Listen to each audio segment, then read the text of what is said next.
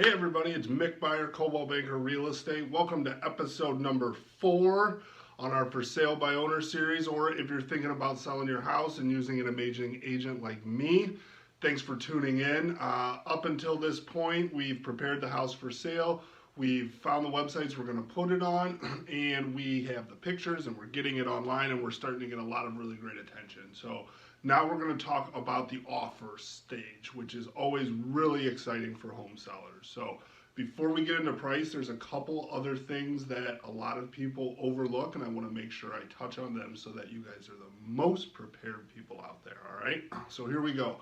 Financing. How is the buyer going to pay for the property? Are they going to use cash, conventional, or FHA or VA financing? Cash and conventional have some different requirements than FHA or VA. FHA and VA are going to be a little bit stricter on the condition of the home. So we just need to know that going in. Also, what lender are they going to use? Hopefully it's somebody that's local and within the area that understands the market and understands working with buyers, sellers, and real estate agents as well. Sometimes we get these lenders who like to find people online and they're from many, many miles away and they don't understand or know what's going on or really care what's going on with your deal. They're just trying to pile up as many loans as they can so that they can sell them off. Moral of the story, keep it local even when it comes to lending. All right, next topic is the inspection. So in today's day and age, we have to expect that a purchaser is going to get a home inspection. That's just kind of how it works. But we want to look at that timeline of when they're getting that inspection done. We want to make sure that inspection is done right away so that if there's anything that spooks the buyer, that they can move on and you can get back on the market without losing time and potentially losing a buyer.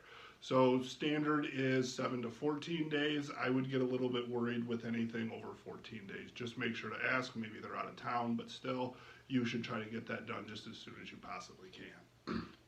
Possession. So when does the buyer want to get the keys and start moving in?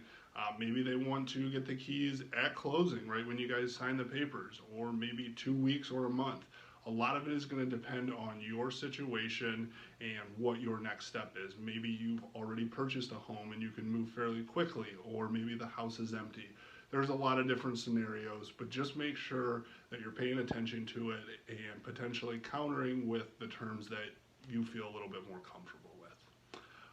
Closing costs. So we hear this all the time that sellers are paying for closing costs, and that is true in some cases. We do have buyers that maybe need a little help at the closing table so they can put a little cash in the pocket to paint the walls or maybe do some other small updates throughout the house. So just make sure you're aware of how much closing costs you're actually going to be paying for. Is it $1,000 or is it $6,000?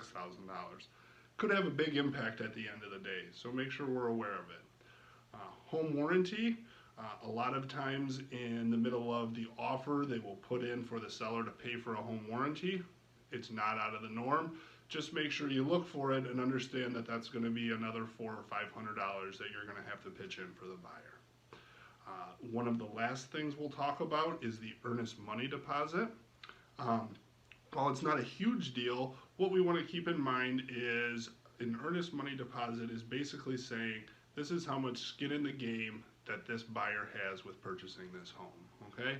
So if somebody makes an offer and they only want to put $100 into an earnest money check, or somebody wants to put $1,000 into an earnest money check, who do you think is going to be more serious?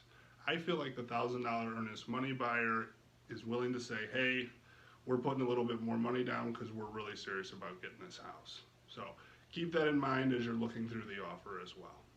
The last thing that we'll talk about, and the one that everybody is most focused on, is price, right? So everybody wants to make sure they're getting the most that they can for their home, and so they focus on price the most. Price is going to be affected by some of the items that we went through. Along with that, make sure to understand that when you counter, expect to get one counter back. Don't expect to get 4, 5, 6 counters. It's just not common in today's day and age. Usually 1 to 2 counters, and we're trying to seal up the deal, or we're out looking at houses because the market's still pretty strong and buyers don't want to miss out on potential opportunities that may be coming up because we're fighting or arguing maybe over a couple $100, or maybe we're really far apart and it just doesn't make sense to keep things going. So I hope you found all of this useful and informative. I'm going to make a comment down below with my website, Mix Home Team. You'll find a lot more great resources there.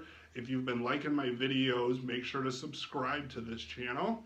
Also, if you've just started to watch, make sure to check out episodes 1, 2, and 3, like I talked about before, about getting your home ready and getting to that offer point. Have a great rest of the week, everybody. Thanks a lot.